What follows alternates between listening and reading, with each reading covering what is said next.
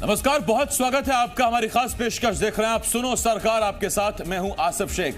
हमारे इस खास कार्यक्रम में हम जनता से जुड़े मुद्दों को उठाते हैं और सरकार तक आपकी आवाज पहुंचाने की कोशिश करते हैं।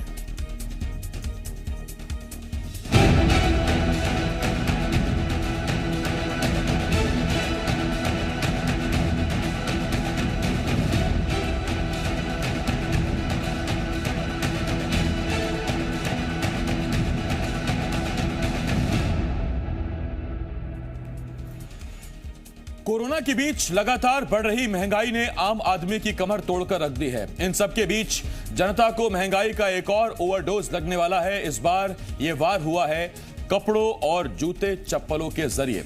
कैसे, आपको समझाते हैं। दरअसल ये पूरी खबर क्या है समझिए। जूतों और कपड़ों पर जीएसटी बढ़ाने का फैसला सरकार ने कर लिया है। सितंबर में जीएसटी यानी गुड्स एंड सर्विसेज टैक्स परिषद की बैठक में यह फैसला हुआ था।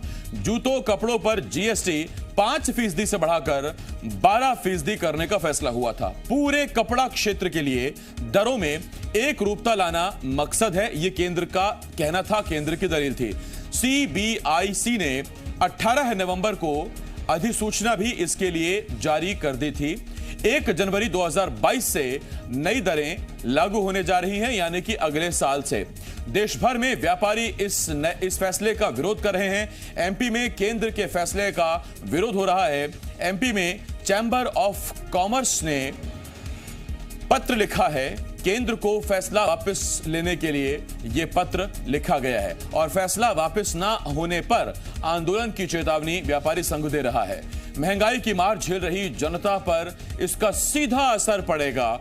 जूते और कपड़े लोगों की मूलभूत आवश्यकताओं में से एक हैं। मार्केट में इससे महंगाई बढ़ेगी, छोटे व्यापारियों को मुश्किल होगी और सबसे बड़ा सवाल इसमें यह है कि जब जीएसटी बढ़ेगा तो दो ही बातें होंगी। या तो क्वालिटी व्यापारी घटाएंगे रेट समान रखने के लिए, या फिर अगर क्वालिटी मेंटेन करते हैं, उसकी गुणवत्ता मेंटेन करते हैं, तो फिर कीमतें बढ़ जाएंगी यानी महंगाई बढ़ेगी। कंघी घुमा के उल्टा टोपी टिका के गॉगल लगा के अपना कॉलर चढ़ा के, कंघी घुमा के उल्टा टोपी टिका के गॉगल लगा के अपना कॉलर चढ़ा के, सज धज के घर से टकाटक निकलने का, स्टाइल में रहने का, स्टाइल में रहने का, स्टाइल में रहने का।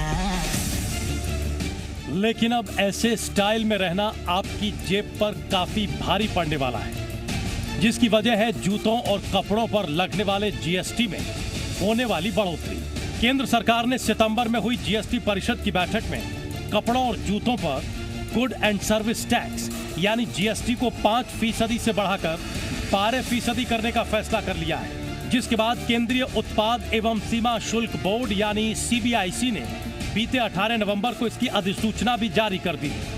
इस टैक्स स्लैब में नया बदलाव 1 जनवरी 2022 से लागू हो जाएगा। इस फैसले के बाद से ही देश भर के व्यापारियों में गुस्सा है। मध्य प्रदेश में तो इस फैसले का खुलकर विरोध हो रहा है। इंदौर, जहां प्रदेश का सबसे बड़ा कपड़ा मार्केट है, वहां के व्यापारी भी इस फैसले से काफी नाराज हैं। Madhya Pradesh chamber of commerce ने इस फैसले पर रोक लगाने के लिए केंद्र सरकार को पत्र भी लिखा है। साथ ही फैसला वापस न होने पर आंदोलन की भी बात कह रहे हैं। नहीं, वो तो जैसे कंपनीज हमारे को टैक्स हमसे लेंगी, जैसे आज 5% लेती थी तो 12% लेंगी, तो उस पर डेफिनेटली अमाउंट तो बढ़ेगा ही बढ़ेगा, लेकिन उससे एमआरपी बढ़ेगी केवल, तो उसमें कस्टमर को थोड़ा सा प्रॉब्लम आएगी खरीदने में, क्योंकि वो महंगी होती जाएगी चीज़। वैसे ही ऑलरेडी अभी इस समय बहुत महंगा है, बहुत ज़्यादा हाई है हर चीज़। नुकसान ये है कि ग्राहक को समझना पड़ता है कि रेट बढ़ गए। ग्राहक कहता है अभी तो ले गए, रेट कैसे बढ़ गए। अब उनको कौन समझाए कि पहले 5% लगती है, 12% हो गई। जो कितना अंतर आ जाएगा उसमें एक जूते पे 70 रुपये जोड़ी का अंतर आ रहा है। तो आपको भी कुछ उस पर टैक्स से ज़्यादा देना पड़ेगा। वो तो देना पड़ेगा ही पड़ेगा। अगर जो बिल पे माल आएगा तो टैक्स तो देना ही पड़ेगा ना। 5 की जगह 12% देना पड़ेगा, रेट और बढ़ाने पड़ेंगे। आम जनता जो है, मतलब इसका लोड इतना पड़ेगा कि चीजें डबल रेट हो जाएंगे। अभी कितना परसेंट सर जीएसटी लग रहा है? अभी 5% लगता था, अभी 12% बोल रहे हैं कि 12% कर देंगे। अब 12% में तो जनता की तो कमर ही टूट जाएगी ना। वैसे ही महंगाई से परेशान है जनता। सर राष्ट्रीय स्तर पे आपका आंदोलन चल रहा है? राष्ट्रीय स्तर पर आंदोलन चल रहा है और आगे भी चलेगा। अब इसके लिए गतिविधियां बन रही हैं और इसके लिए आंदोलन तो जारी रहेगा। अगर सरकार नहीं मानी तो आंदोलन करेंगे। वहीं जनता भी सरकार के इस फैसले से नाखुश है। जनता का कहना है कि कोरोना की वजह से वैसे ही काम ठप हो गया है, पैसा बढ़ नहीं रहा, ऐसे में महंगाई इस कदर बढ़ेगी तो आम आदमी क्या करेगा। व्यापारी वर्गों को भी प्रभाव पड़ेगा, जो खरीद रहे हैं उनको भी प्रभाव पड़ेगा, क्यों कपड़ा व्यापारियों को भी प्रभाव पड़ेगा, इसलिए क्योंकि खरीदारी कम होगी। इसलिए सरकार से यही निवेदन है कि वो जीएसटी वापस कम करके 5% करे। बिल्कुल नहीं बढ़ना चाहिए, क्योंकि तो फिर हम लोग हमारे ऊपर ना तो पेमेंट बढ़ रही है ना कुछ हो रहा है, फिर भी महंगाई बढ़ रही है। और कपड़ों पे जीएसटी क्यों बढ़े, फोकट ही, क्योंकि जब जीएसटी आपके पास 5 मतलब फैब्रिक के ऊपर 5% है तो बस ऑलरेडी होने उतने ही रहने चाहिए। पहले कोरोना की मार और उसके बाद पेट्रोल, डीजल, रसोई गैस, फल सब्जियों के दामों में पहले से ही आम आदमी से लेकर व्यापारी तक सभी परेशान हैं और ऐसे में कोई भी महंगाई की एक और ओवरडोज झेलने के हालात में दिखाई नहीं दे रहा है। लिहाजा देखना होगा कि व्यापारियों और आम लोगों के विरोध के बीच क्या सरकार अपने फैसले पर कायम रहती है या जनता को और व्यापारियों को जीएसटी से राहत मिलेगी। ग्वालियर से शैलेंद्र सिंह और इंदौर से वासु चौरे के साथ ब्यूरो रिपोर्ट, जी मीडिया। और इस वक्त मेरे दो सहयोगी इस बड़ी खबर पर हमारे साथ जुड़ रहे हैं। सबसे बड़ी कपड़ा मार्केट इंदौर में, इंदौर से वासु, और ग्वालियर जो एक बहुत बड़ा मार्केट है जहां कपड़े की बहुत खपत है, बड़ा शहर है, बड़ी आबादी है। ग्वालियर से शैलेंद्र मेरे सहयोगी मेरे साथ जुड़ रहे हैं। वासु, पहले आपके पास आ रहा हूं। वासु, पतलून भी महंगी, जूता भी महंगा। सवाल बड़ा सीधा सा है, मूलभूत आवश्यकताओं में से कपड़ा आता है, लेकिन हकीकत यह भी है कि 2 जोड़ी कपड़े में भी लोग काम चलाने लगेंगे। महंगाई में अगर लोगों ने कपड़ा खरीदना कम किया, जूता खरीदना कम किया, तो सीधा असर उस व्यापारी पर आएगा जो बड़ी उम्मीदों के साथ कोरोना के बाद उबरने की कोशिश कर रहा है। बिल्कुल दिव्यांश, देखिए 2 साल के लंबे कोरोना संकट के बीच हम सब का एक बुरा दौर गुजरा है और इसके बाद से हम देख रहे हैं कि महंगाई का बढ़ने का सिलसिला जारी है। इस वक्त मैं मौजूद हूं इंदौर के, या यूं कहें कि मध्य प्रदेश के सबसे बड़े बाजार यानी कि इंदौर के सराफा राजवाड़ा बाजार में। मेरे पीछे आप देख सकते हैं कि बाजार गुलजार है, भीड़ भाड़ है और लोग खरीदारी करने पहुंच रहे हैं। व्यापारियों के पास भी हम गए थे, उनका कहना था कि कोरोना के बाद जैसे तैसे अब मार्केट उठ रहा है, लोगों में खरीदारी को लेकर रुझान बढ़ा है, लेकिन इसके बीच जो खबर सामने आ रही है कि कपड़ों पर लगने वाला टैक्स यानी कि जीएसटी 5% से बढ़ाकर 12% करने की तैयारी है। और इसके बाद एक बार फिर जो ग्राहक है वो कहीं ना कहीं नदारद जरूर बाजारों से हो सकते हैं और व्यापारी इसको लेकर मुखर हो गए हैं। बड़ा विरोध प्रदर्शन इंदौर में देखने को मिल रहा है। इंदौर के जो रिटेल क्लॉथ व्यापारियों का एसोसिएशन है उसके अध्यक्ष अक्षय जैन इस समय हमारे साथ मौजूद है। सर, ये जो टैक्स बढ़ाने की तैयारी सरकार ने की हुई है,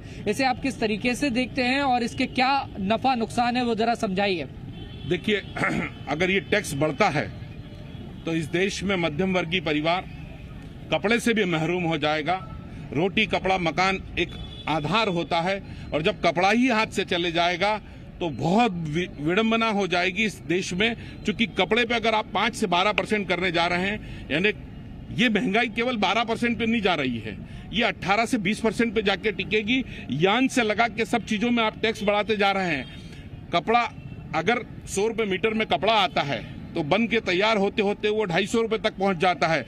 जब 250 रुपए की स्थिति बनती है तो वो टैक्स का स्लैब बढ़ते चले जाता है। इस स्लैब से महंगाई 4 गुना बढ़ेगी। सरकार को सोचना चाहिए। भारत के प्रधानमंत्री जो हमारे प्रधानमंत्री हैं, हम सब बड़े आदर के साथ उनके सपनों को साकार करने के लिए आत्मनिर्भर भारत बनाने की बात करते हैं, तो अब सरकार को यह सोचना चाहिए कि टैक्स का लेवल कम करे। अगर आप टैक्स को बढ़ाने चलेंगे तो व्यापार घटने लगेगा और व्यापार घटने लगेगा तो आप समझो कि खजाना खाली होने लगेगा। अगर यही टैक्स 5% जो आज है, अगर इसको 1% कर देंगे तो मान के चलिए कि सेल 6 गुना होगी, लोगों में पैसों की मुद्रा स्फूर्ति बढ़ जाएगी। सरकार को मुद्रा स्फूर्ति बढ़ाना चाहिए बजाय मुद्रा स्फूर्ति पे विराम लगाने के। हमारा शासन से अनुरोध यह है कि शासन इस दिशा में तुरंत सोचे, वरना कपड़े जैसी चीज अगर महरूम हो गया तो इंसान की पहचान खो देगा। सर, ये तो हुई महंगाई की बात, जनता इससे सीधे तौर पर प्रभावित होगी, आपका कहना है। व्यापारी वर्ग को क्या कुछ इससे सर नुकसान उठाना पड़ सकता है? निश्चित तौर पर व्यापारी भी जनता के बीच का हिस्सा है। व्यापार एक चेन का हिस्सा है। एक मंझले स्तर से शुरू होने वाला कारोबार एक हायर लेवल तक जाता है तो उसकी चेन होती है, और वो चेन जब टूटेगी तो सबको असर आएगा, उनमें हम भी शामिल हैं। हमारी बिरादरी सबसे ज्यादा प्रभावित होती है क्योंकि हम मध्यम वर्गीय लोग हैं, हम रोज कमाते हैं, रोज खाते हैं, रोज लोगों को रोजगार देते हैं। हिंदुस्तान में कपड़ा जिस तरीके से किसान एक आधार है इस देश की तरक्की का, ऐसे ही कपड़ा टेक्सटाइल यूनिट जो होता है वो हजारों लाखों जुड़ी हुई हैं एक दूसरे से। निर्माता कपड़ा बनाता है, व्यापारी बेचता है, आम आदमी खरीदता है, लेकिन जब टैक्स बढ़ेगा और अगर ये चेन प्रभावित हुई तो फिर दिक्कत सभी लोगों को होगी। मैं लौट रहा हूं वासु आपके पास। शैलेंद्र मेरे साथ मौजूद हैं। शैलेंद्र, पुरानी कहावत है कि रोजे बख्शवाने चले थे, नमाज गले पड़ गई।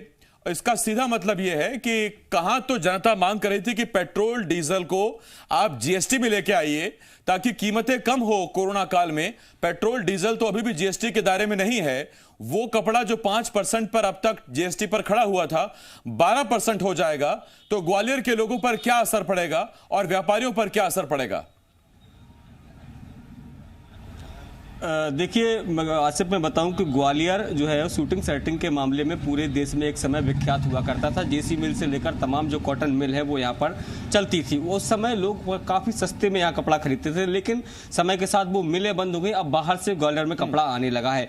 हालांकि कपड़ा महंगा हो गया था, लेकिन उसके बावजूद भी लोग जो है वो कपड़ा पहन रहे थे। आज जब मैं ये रिपोर्ट तैयार करने मार्केट में निकला था तो एक बुजुर्ग से मेरी बात हुई तो वो ये कह रहे थे कि एक समय वो था, कपड़ा कितने जरूरी ये बताने की कोशिश उन्होंने की कि कपड़े को कंट्रोल के माध्यम से वितरित किया जाता था। जिस तरीके से आज शक्कर, नमक और गेहूं मिलता है, उस जमाने में कपड़ा जो है वो कंट्रोल के माध्यम से मिलता था ताकि गरीब लोगों की पहुंच में वो कपड़ा रहे।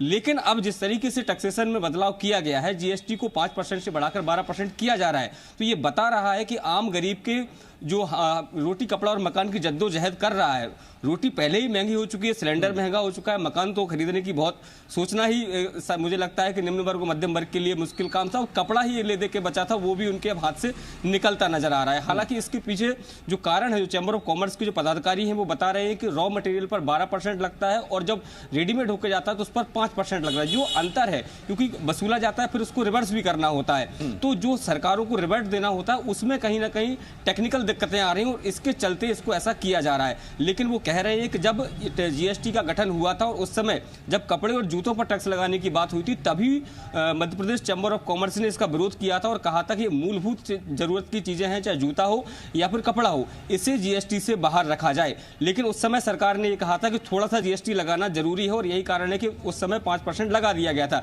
लेकिन अब जिस तरीके से 2 साल से लगातार कोरोना का मार पूरा देश झेल रहा है और ऐसे में चुपके से उनकी जेब पर डाका डालने का जो एक नया जो कर है वो लगा दिया जाता है। टैक्सेस और इसी वजह से व्यापारी भी इसका विरोध कर रहे, जनता भी विरोध कर रही है। शैलेंद्र, मैं लौट रहा हूं आपके पास।